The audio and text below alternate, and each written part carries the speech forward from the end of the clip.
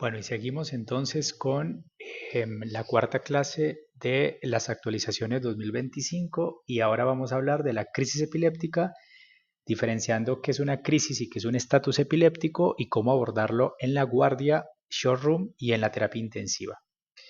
Lo primero que tenemos que definir es qué es una crisis epiléptica, que básicamente se denomina crisis epiléptica a los episodios autolimitados de alteración de la función cerebral causados por una actividad anormal y excesiva de un grupo de neuronas corticales, que obviamente las descargas eléctricas son sincrónicas y pueden mantenerse de manera focal, crisis focales, o extenderse a otras zonas o abarcar simultáneamente regiones corticales amplias. Su expresión clínica básicamente está en relación con la función del córtex cerebral implicado en la descarga. Por lo tanto, se puede manifestar por fenómenos motores, sensitivos, sensoriales autonómicos o psíquicos. La repetición de dos o más de estos eventos aparentemente espontánea constituye lo que llamamos enfermedad epiléptica, digamos como tal, enfermedad crónica llamada epilepsia. Cuando las crisis ya son un síntoma más que un proceso agudo cerebral o sistémico, se denominan crisis agudas sintomáticas y una vez eliminado el factor desencadenante, por ejemplo un tumor o un aneurisma, etcétera, si este no ha causado un daño cerebral permanente y no suelen repetirse en estos pacientes, no se consideran epilépticos y el tratamiento con fenitoína o levetiracetam deben suspenderse. Bien. Generalmente es autolimitado en la mayoría de los casos. Según la clasificación del 2017, que todavía se clasifican de la misma manera, se pueden clasificar como crisis focales o como crisis generalizadas. Las crisis focales son las que se originan en una neurona localizadas en alguna parte del hemisferio cerebral y se pueden dividir con alteración de la conciencia, sin alteración de la conciencia o focales secundariamente generalizadas. Obviamente sin alteración de la conciencia, cursan sin alteración del estado de conciencia y se acompaña de síntomas motores, sensitivos, sensoriales, autonómicos o psíquicos. Con alteración de la conciencia, básicamente se acompaña a menudo de automatismo y focales secundariamente generalizadas. Las crisis pueden ser focales inicialmente y después pueden generalizarse y tienen el mismo significado clínico que las focales puras. Bien. Ahora bien, el aura y el déficit postcrítico cuando se presentan son indicativos de la naturaleza focal de la crisis, es decir, dependiendo del aura es que uno puede determinar si son temporales, frontales, etc. Y las crisis generalizadas básicamente es donde la descarga neuronal paroxística afecta a los dos hemisferios cerebrales de manera prácticamente simultánea, pero sin abarcar necesariamente la totalidad de la corteza. Las alteraciones, generalmente de la conciencia, suele ser el síntoma inicial y las manifestaciones motoras, cuando existen, son bilaterales y generalmente son simétricas. La mayoría de estas crisis generalizadas, excepto la tónico-clónica, son generalmente en los niños, por ejemplo las ausencias, que bueno, son típicas de la edad de niños, por lo cual no nos vamos a detener en eso. Después las mioclónicas consisten en sacudidas breves, únicas y repetidas, bilaterales y simétricas, sin alteración perceptible de conciencia y deben diferenciarse de las mioclonías no epilépticas secundaria, como lo dice en el cuadro, de la encefalopatía urémica, insuficiencia hepática, hipercapnia o intoxicación por CO2, que generalmente suelen ser eh, segmentarias y obviamente en electro no vemos absolutamente nada. Bueno, las clónicas también predominan solamente en niños, así que no vamos a hablar mucho de ellos. Las tónicas cursan con una contracción muscular mantenida de segundos o de un minuto de duración y generalmente están asociadas con pérdida de conciencia y trastornos vegetativos. Ahora, las tónico-clónicas sí son las más comunes en adulto, son las que generalmente vamos a ver, las más fáciles de diagnosticar y básicamente constan de una fase inicial de aumento del tono muscular, que es la fase tónica, seguida de relajación intermitente, con la contracción muscular que ocasiona las sacudidas típicas bruscas bilaterales que se espacian con el tiempo hasta ceder y aparece la fase clónica. Bien, hay pérdida de conciencia, puede haber apnea y cianosis y sigue un periodo de somnolencia llamado periodo posictal, bien, que generalmente puede durar hasta 10 o 20 minutos y que acá es donde no se debe confundir con estatus epiléptico, bien.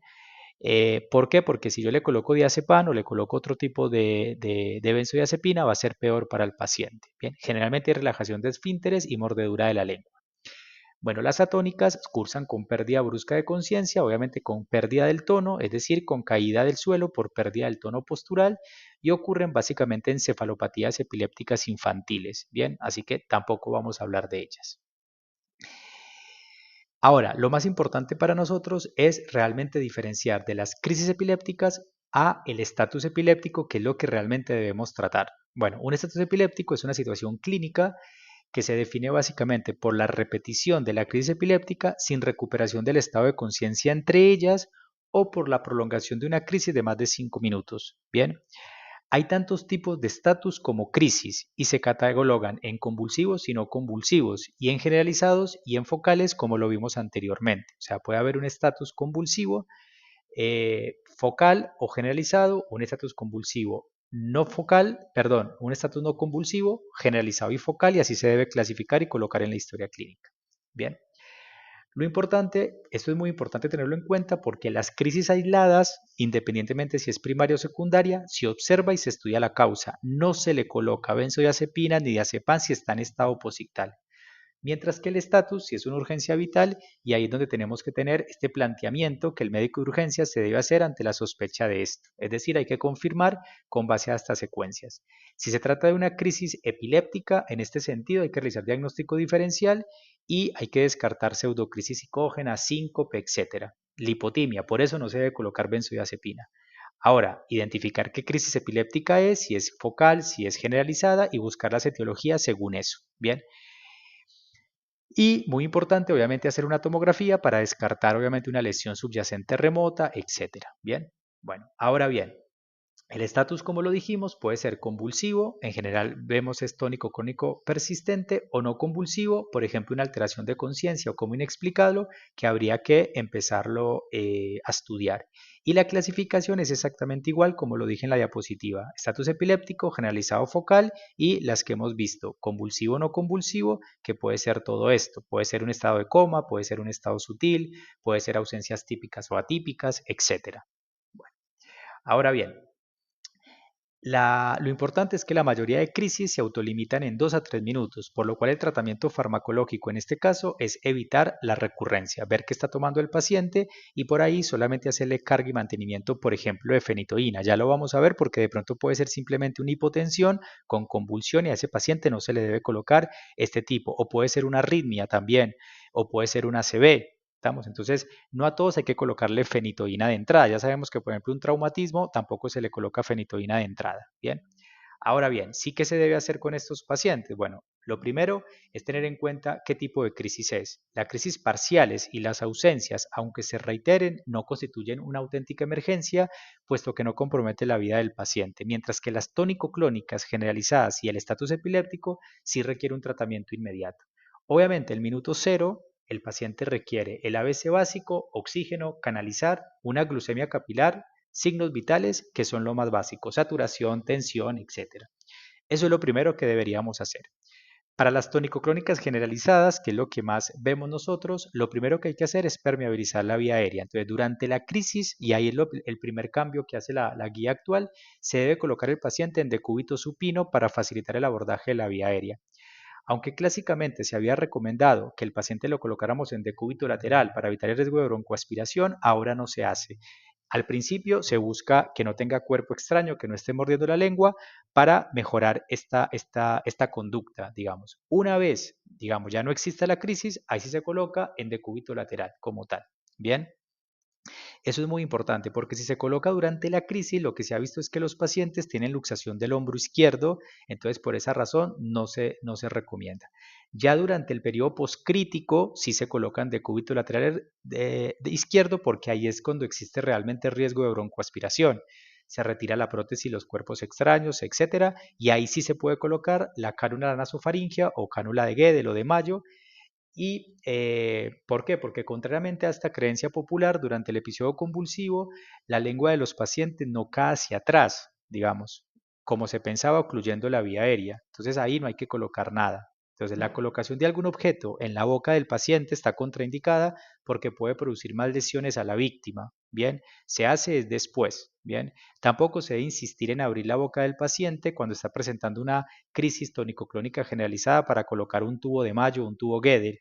ya que durante esta fase tónica es imposible introducirlo y vamos a causar mayor daño. Bien.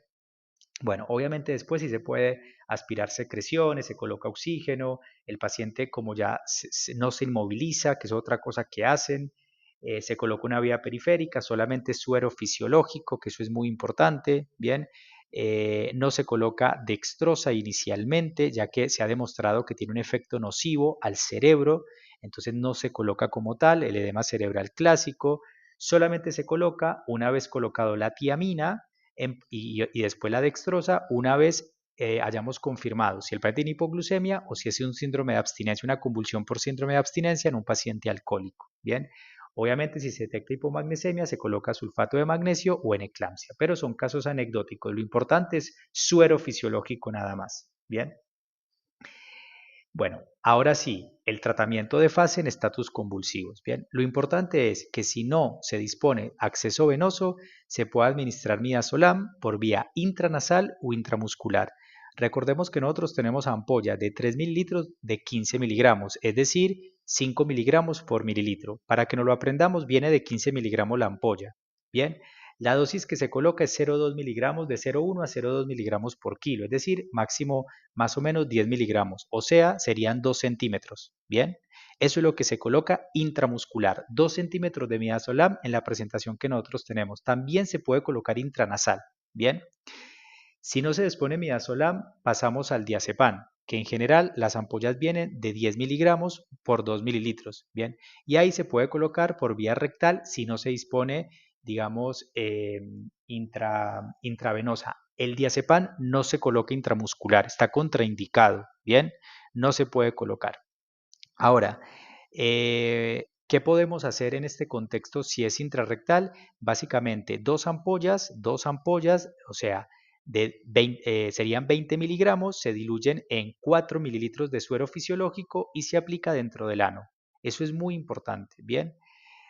También se puede colocar microenemas en niños, pero bueno, en adultos se coloca así. Como nosotros tenemos diazepam, pues no nos vamos a enredar y básicamente se coloca diazepam. Ahora, si tenemos acceso venoso, el midazolam se administra directamente por vía intravenosa, 0,1 miligramo por kilo, es decir, una persona que pese 70 kilos, lo colocamos. ¿Cómo se puede colocar? Una ampolla se coloca, que tiene 15 miligramos, se coloca, por ejemplo, en 7 mililitros de suero fisiológico. Entonces ahí queda la presentación, digamos, y solamente vamos a infundir entre 5, máximo 10 mililitros por vía endovenosa. Bien, generalmente se puede empezar con 5 mililitros, pero lo importante es que acá nos dicen que no podemos subdosificar. Entonces la dosis real deberían ser 7 mililitros. Es más, también se puede hacer sin diluir. La dosis total, recordemos que viene 5 miligramos por 1 mililitro por 3 mililitros. Es decir, colocaríamos 2 mililitros de la ampolla. Bien, también se puede colocar así. Y lo mismo el diazepam. Recordemos que el diazepam tiene máximo 10 miligramos, la dosis sería 0,15 miligramos por kilo, o sea que podríamos colocar la ampolla entera por vía endovenosa, sin ningún tipo de miedo. Bien.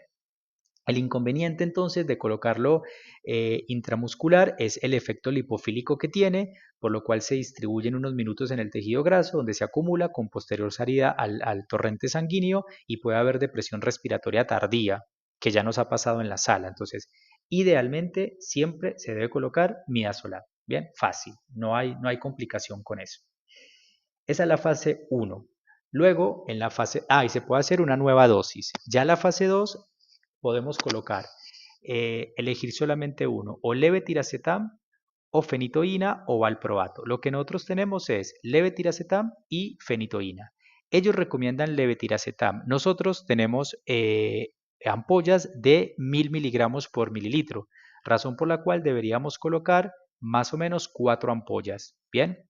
Entonces, cuando el estatus epiléptico está establecido, es una emergencia médica con una importante morbimortalidad, frecuentemente asociado a lesión cerebral aguda como encefalitis, accidente cerebrovascular, etc. Y todo eso puede producir un daño neurológico o sistémico por hipoxia, hipertermia, hipoglucemia, acidosis láctica, etc. Bien, entonces, una vez ya mejorado toda esta parte de la crisis, empezamos a colocar y una vez ya superado, digamos, las benzodiazepinas, tenemos que colocar la segunda línea que es fenitoína, valproato, levetiracetam. Estudios más recientes indican que lo mejor es el levetiracetam y eso es muy importante tenerlo en cuenta, ¿bien? Generalmente no tenemos ácido valproico endovenoso, entonces no lo usamos, ¿bien? Bueno, ¿cómo lo vamos entonces a utilizar? Bueno, evidentemente perdón, las ampollas vienen es de 500 miligramos por mililitro por 2 mililitros, es decir, ampollas de 1000 miligramos, pero por 2 mililitros. También tenemos comprimidos de 500 y de 1000, que si el paciente ya tolera vía oral, se puede indicar esta dosis, ¿bien? Si tolera vía oral. Si no endovenoso, entonces colocamos 3000 a 4000 de carga, digamos, que básicamente sería diluir aproximadamente las 4 ampollas en 100 mililitros de suero fisiológico e infundirlos en 15 minutos. Bien, y luego se puede ajustar según la función renal, más o menos 1000 miligramos cada 12 horas por vía intravenosa. Bueno, lo mismo la dosis de ataque de fenitoína, que ya sabemos que son 18 miligramos por kilo de peso. Así, por ejemplo, un paciente que pese 70 kilos, como vienen de 100 mililitros, ya sabemos que se deberían colocar más o menos 12 ampollas de fenitoína, ¿cierto? O 10 ampollas de fenitoína también en 150 mililitros de suero fisiológico e infundir en 30 minutos. Bien, es decir, a un ritmo de 300 mililitros por hora. Bien, fácil. Esa es la dosis de carga y se puede después colocar entonces una dosis extra, si queremos, de 3 ampollas diluida en suero fisiológico a una razón de 6 miligramos por kilo por 24 horas. Es decir, que ahí sí podemos colocar 3 ampollas por día que se puede colocar directamente en infusión continua o se puede colocar diluido en 100 cada 8 horas como hacemos habitualmente. Eso no ha cambiado. Bien. Bueno, siempre en suero fisiológico, que eso es muy importante hacerlo. Bien. Bueno, eso tampoco ha cambiado como tal. Lo importante es que la infusión de fenitoína sí la recomiendan que sea durante las primeras 24 horas y luego sí pasar vía oral a 100 miligramos cada 8 horas de fenitoína. Bien, como ya dijimos, siempre debe ser en fisiológico, no se puede colocar en dextrosa porque precipita lo mismo la carga. Acordémonos que la carga va de 8 a 12 ampollas dependiendo del peso, 18 miligramos por kilo. Importante que mientras esté con el goteo de fenitoína, como puede producir arritmias, es un antiarrítmico, bloqueos, alteración de la hipotensión, digamos, como tal, hasta bradicardia, puede bradicardia sinusal, bloqueo auriculoventricular, bloqueo de primero, de segundo, de tercer grado, tiene que estar monitorizado. Después, cuando pase a vía oral, ya obviamente no debe estar monitorizado, si se puede pedir fenitoinemia como tal. Bien, bueno, eso lo tenemos que tener en cuenta, muy fácil hacer el tratamiento. Bueno, la elección del antiepiléptico, como ya lo dijimos, el levetiracetam sigue siendo el más seguro, con menos interacciones. La fenitoína causa arritmias y hipotensión. Deberíamos empezar a usar un poquito más el levetiracetam como carga y mantenimiento. Carga, acuérdese, en 4 ampollas para pasar en 15 minutos y luego, cuando el paciente se recupere, vía oral, 2 veces por día. Y si no, fenitoína, 18 miligramos por kilo, que sería entre 8 y 12 ampollas en 30 minutos en suero fisiológico. Y luego, lo ideal es colocar 300 miligramos de esa fenitoína en 500 para pasar en 24 horas, no como hacemos, que serían 100 miligramos en 100 mililitros cada 8 horas. Así no se recomienda porque puede producir bloqueo. Bien. Bueno, si ya el paciente está en un estatus epiléptico refractario, ya se considera, o sea, si falla benzodiazepinas y segunda línea, ahí ya se requiere intubación y sedación continua. Bien, y eso es muy importante tenerlo en cuenta dentro de este cuadro clínico. Es decir, lo que llamamos coma barbitúrico con tiopental o pentobarbital, o ya lo que más se está usando por las complicaciones del tiopental, propofol y o midazolam. Lo que vamos a usar en la terapia básicamente es el propofol y el midazolam. El propofol nosotros tenemos de 50 mililitros que viene al 1%, es decir, 10 miligramos por mililitro. Se puede hacer un bolo de 7 mililitros para intubar al paciente, es decir, 1 miligramo por kilo, máximo 2 miligramos por kilo.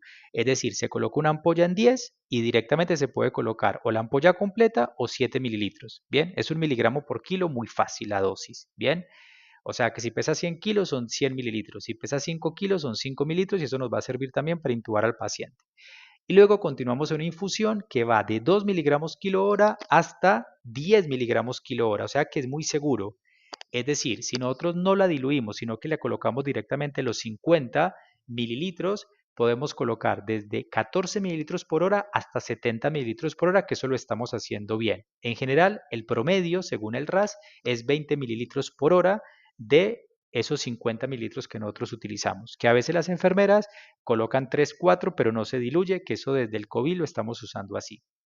Ahora, el midazolam, usando la dosis que nosotros usamos, que son 32 ampollas de midazolam de 15 miligramos en 400 mililitros de suero fisiológico, 420, perdón, quedaría 1 miligramo por mililitro. Entonces, la dosis habitual serían más o menos 10 mililitros de bolo, que es lo mismo que usamos para lo anteriormente mencionado, y como la infusión va de 0,05 a 0,1 miligramo por kilo por hora, perdón, a 0,2 miligramos por kilo por hora, en realidad deberíamos usar 3 mililitros hora o 12 mililitros hora. Es decir, en promedio 10 mililitros por hora según el RAS.